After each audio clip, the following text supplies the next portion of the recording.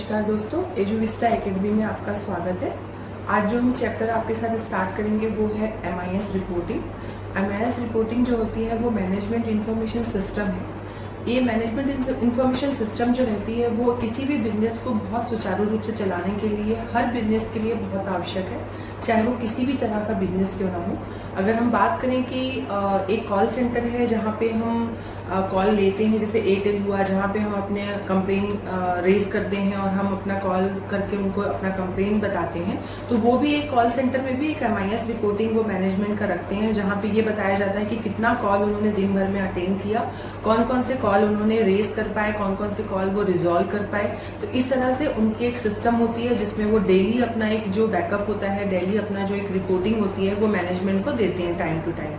तो क्या होता है कि अगर किसी बिजनेस में हम देखना चाहते हैं कि किस तरह से उसकी अकाउंटिंग हो रही है या किस तरह से उसकी रिपोर्टिंग हो रही है, अकाउंटिंग की पर्पज से ही नहीं, अगर आप ऑपरेशन सिस्टम भी मेंटेन करते हैं या अपने पूरे बिजनेस का ऑपरेशन भी बहुत सुचारू रूप से चलाना चाहते हैं, तो आपके लिए बहुत आवश्यक है कि आपके पास में एक प्रॉपर मैनेजमेंट इंफॉर्मेशन सिस्टम होना ही चाहिए।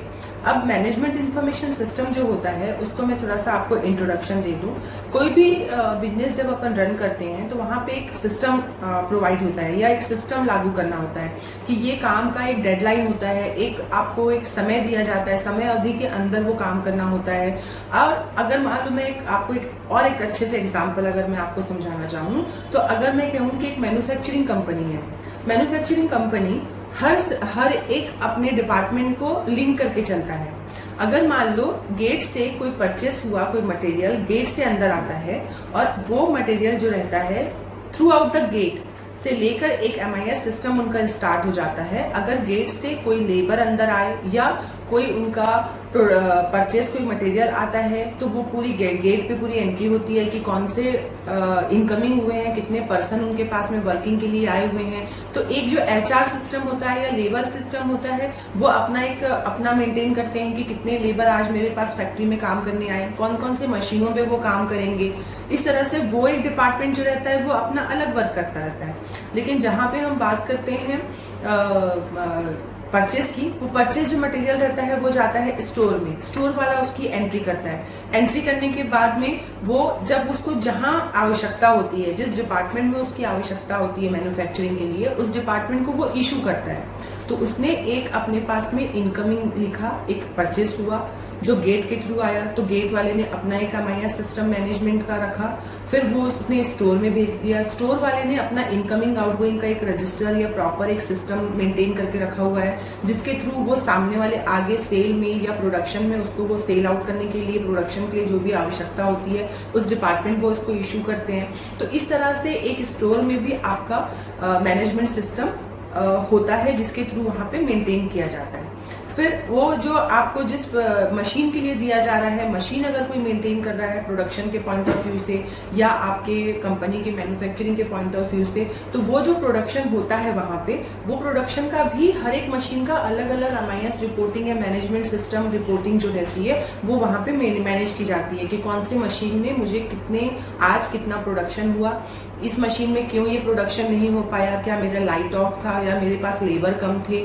इस तरह से वो अपने अपने कंप्लेन या अपनी अपनी प्रॉब्लम को रेस करके मैनेजमेंट को सौंपता है कि इस मशीन में मुझे कम प्रोडक्शन क्यों हुआ या ये प्रॉब्लम क्यों था। तो हर एक फील्ड जहां पर भी आप काम करते हैं, जिस भी बिजनेस को आप देखते हैं, उस बिजनेस के लिए एक मैनेजमेंट इंफॉर्मेशन सिस्टम बहुत जरूरी है।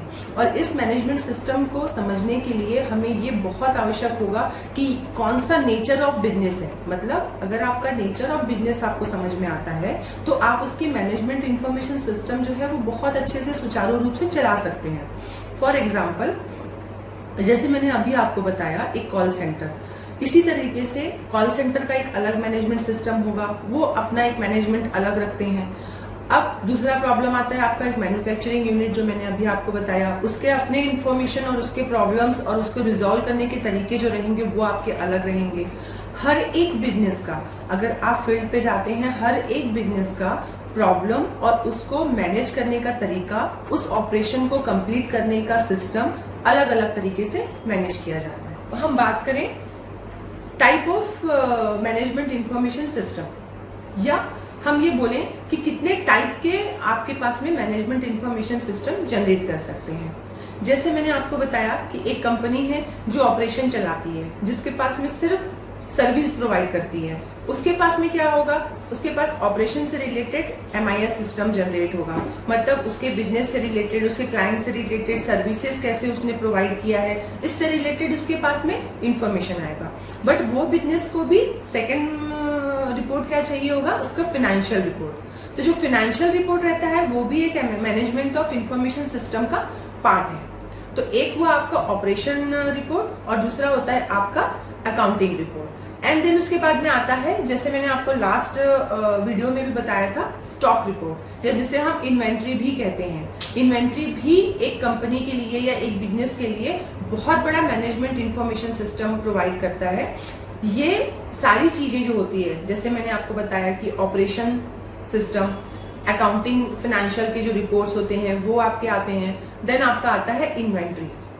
तो टैली में आपको एजुविस्टा एकेडमी जो है वो बहुत अच्छे से प्रैक्टिकली और थ्योरिकल भी दोनों चीजों से आपको ये अवेयर कराने जा रहा है कि आप एक बिजनेस को बहुत अच्छे से सुचारू रूप से चलाने के लिए ये 3 चीजें बहुत इंपॉर्टेंट है। पहला, उसका ऑपरेशन कैसे मैनेज हो रहा है। दूसरा, उसकी फाइनेंशियल रिपोर्ट्स कैसे जनरेट हो रही हैं। तीसरा, उसकी इन्वेंट्री रिपोर्ट जो रहती है वो किस तरह से आप मैनेज कर पा रहे हैं। तो हम सबसे पहले बात करेंगे ऑपरेशन रिपोर्ट की। अब अगर हम बात करते हैं ऑपरेशन रिपोर्ट की, तो ऑपरेशन रिपोर्ट क्या हुआ, डे टू डे, मतलब डे टू डे की दिनचर्या में आपके पास में जो प्रॉब्लम रेज हो रहे हैं, जो प्रॉब्लम आपके पास आ रहे हैं, वो आपके जो होते हैं वो ऑपरेशन से रिलेटेड होते हैं। फॉर एग्जाम्पल, अगर मैं अगर मैन्युफैक्चरिंग कंपनी चलाता हूँ और मुझे अगर आज मेरे पास में कोई मटेरियल अवेलेबल नहीं है मैन्युफैक्चरिंग के लिए, तो उसको मुझे आज की आज तुरंत के तुरंत परचेज करना है। तो तुरंत के तुरंत परचेज करने के लिए मेरे पास एक परचेज डिपार्टमेंट बना हुआ है।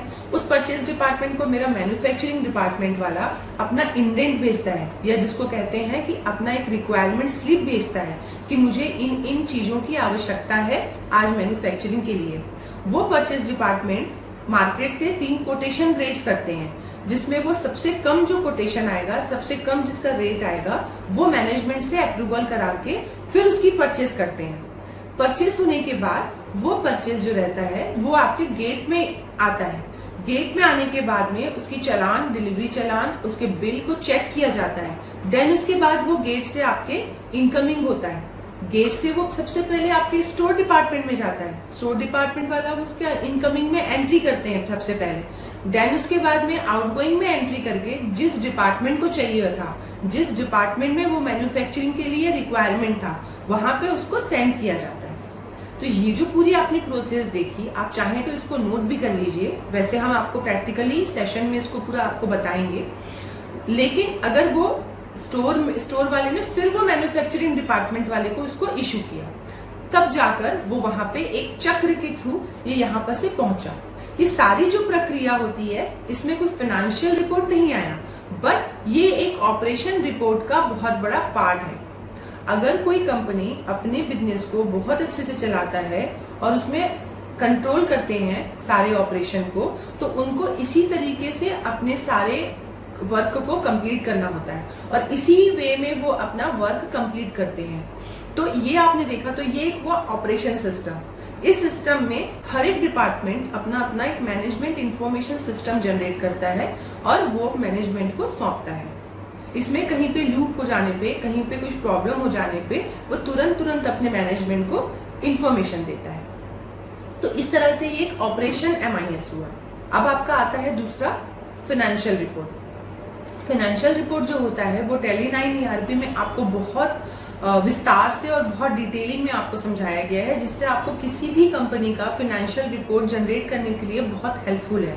और एजुविस्टा एकेडमी आपको टाइम टू टाइम ये बताने की कोशिश करता है कि किस तरह से आप अकाउंटिंग पर्सन होने के बावजूद और नॉन अकाउंटिंग होने पर भी आप बहुत अच्छे से इसको लर्न कर सकते हैं। तो सेकंड आपका, पहला आपका हुआ अकाउंटिंग रिपोर्ट, या जिसको हम कहते हैं कि ऑपरेशनल MIS, जो मैंने आपको अभी क्लियर किया। देन आपका जो सेकंड आया है वो है फाइनेंशियल रिपोर्ट। और फाइनेंशियल रिपोर्ट जो है वो आपका टैली 9 ERP के थ्रू मैनेज किया जाता है। अब टैली 9 ERP जो है आपका, वो Tally9 ERP में आपको जो रिपोर्ट जनरेट होते हैं, जब आप उसमें अपना रिकॉर्ड सबमिट कर देते हो या आप जब उसकी एंट्री कर लेते हो डे टू डे, उसमें जो एंट्रियां जाती हैं, जैसे आपने बैंक की एंट्रियां कर ली, अपनी कैश की एंट्रियां कर ली, जो मैंने आपको पहले भी बताया था, पहले वाले सेशन में आपको मैंने रिफर किया था, payment voucher, receipt voucher, Contra voucher, ये सब वाउचर्स के थ्रू जब आप एंट्रियां कंप्लीट कर लेते हैं अपने टैली में, तो जो रिपोर्ट सबमिट होता है, मतलब आफ्टर एंट्री, आपकी एंट्रियां कंप्लीट होने के बाद, डे टू डे की आपकी एंट्री कंप्लीट होने के बाद जो रिपोर्ट सबमिट हुआ आपके लिए, वो कहलाता है फाइनेंशियल रिपोर्ट। फाइनेंशियल रिपोर्ट में सबसे पहला है आपका ट्रायल बैलेंस। ट्रायल बैलेंस क्या होता है? जब हम किसी कंपनी का कंप्लीट रिपोर्ट हम एंट्री कर लेते हैं, या हमारा, जैसे मैंने आपको बताया कि उसमें जो ग्रुपिंग होती है वो होती है कैपिटल अकाउंट। कैपिटल मतलब जब कंपनी किसी ने स्टार्ट किया और उसमें इन्वेस्टमेंट करता है तो उसका एक कैपिटल अकाउंट जनरेट होता है। उसमें सप्लायर्स होते हैं, उसमें कस्टमर्स होते हैं जो आपके डेटर्स और क्रेडिटर्स के रूप में उसमें शो किए जाते हैं।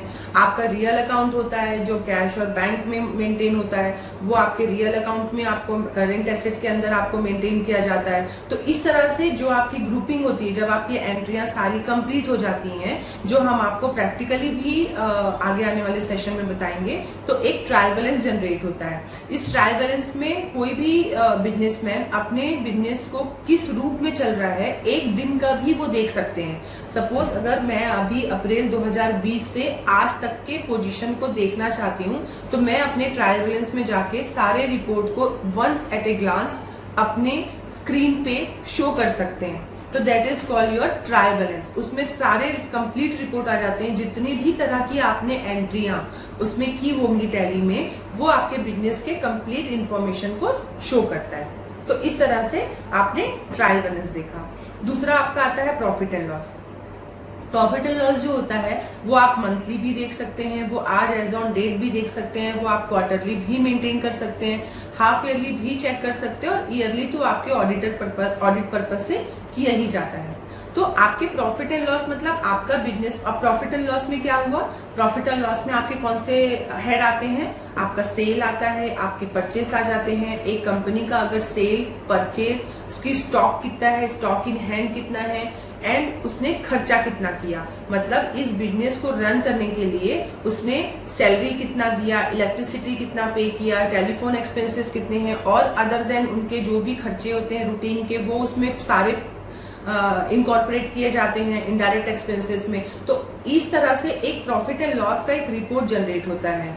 ठीक, तो वो प्रॉफिट एंड लॉस का रिपोर्ट जो रहता है वो टाइम टू टाइम मैनेजमेंट को ये बताता है कि आपकी पोजीशन जो कंपनी की है, या जो आपकी बिजनेस की पोजीशन है, वो आज की डेट में किस पोजीशन पे है। आप लॉस पे जा रहे हैं या आप प्रॉफिट पे जा रहे हैं। इससे कंपनी को अपने डिसीजन, जैसे मैंने आपको अभी थोड़ी देर पहले बताया कि फास्ट डिसीजन लेने पे MIS रिपोर्टिंग आपको बहुत हेल्प करता है। इससे आप डिसीजन ले सकते हैं कि मैं परचेज बहुत ज्यादा हो रहा है मेरी कंपनी में, या मैं सेल बहुत कम मार्जिन पे, कम रेट पे कर रहा हूँ मार्केट रेट से, मेरे खर्चे बहुत ज्यादा हैं जिसके कारण में time to time loss create हो जा रहा है मेरी कंपनी में। तो उसको उसी समय आप करेक्शन कर सकते हैं, उसी समय आप अवेयर होकर उसके डिसीजन को आगे कंटिन्यू कर सकते हैं कि उसको आपको कैसे इसको रोकना है, और इसको रोककर आपको अपनी कंपनी को प्रॉफिट में कैसे लाना है।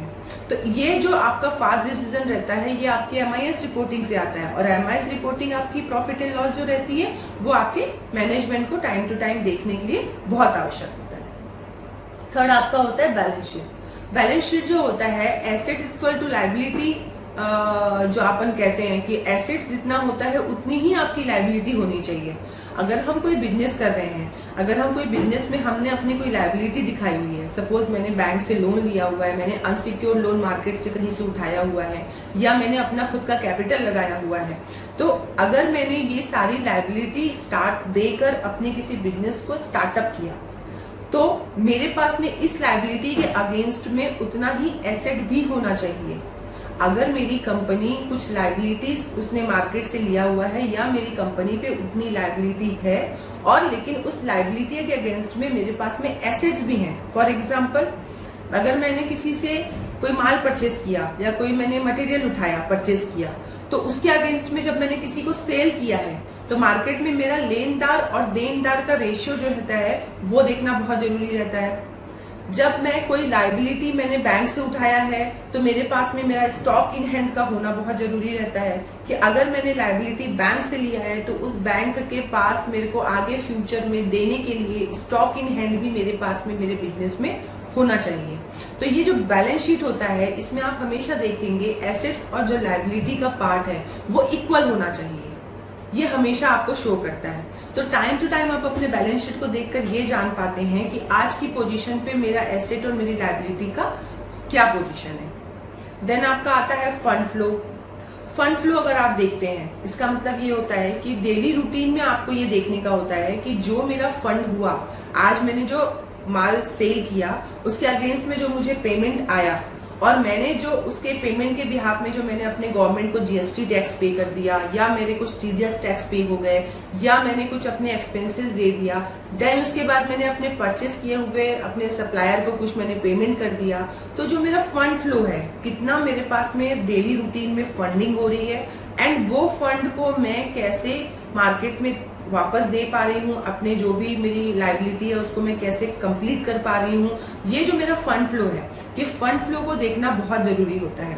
कभी कभी ऐसा होता है कि हम और भी अपनी लायबिलिटी अपने पर्सनल अकाउंट से या अपने मार्केट से या अपने बैंक से वो लोन लेकर हम अपनी जो लायबिलिटी मार्केट की रहती है वो हम देते रहते हैं टाइम टू टाइम, लेकिन हम ये नहीं देख पाते कि मार्केट से जो हमें लेनदार है, हम जिनसे लेना चाहते हैं, हमको जिनको लेना है, रिसीवेबल है जो हमारे, हम उनसे टाइम टू टाइम वो कलेक्ट कर पाए कि नहीं, हमारा सेल का पोजीशन सही चल रहा है कि नहीं।